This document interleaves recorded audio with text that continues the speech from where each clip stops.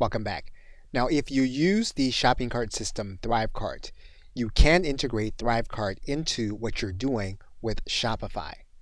And so to do that, what you're going to do is to go into your settings area. Then you're going to go to View Integrations.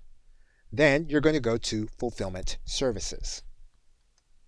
You'll see then that you have an integration here with Shopify. Now, if you're already logged into your Shopify account, you're going to click this green button that says Connect Your Shopify Account. You're going to then write in your Shopify store account. You'll then add in your store URL. What you'll do then is you'll then click Take Me to Shopify. You're going to get a warning message saying that Thrivecart isn't listed on the Shopify App Store. You'll then click Install Unlisted App. Shopify will then take you back to your Thrivecart integration, and you'll then be integrated into your Thrivecart account.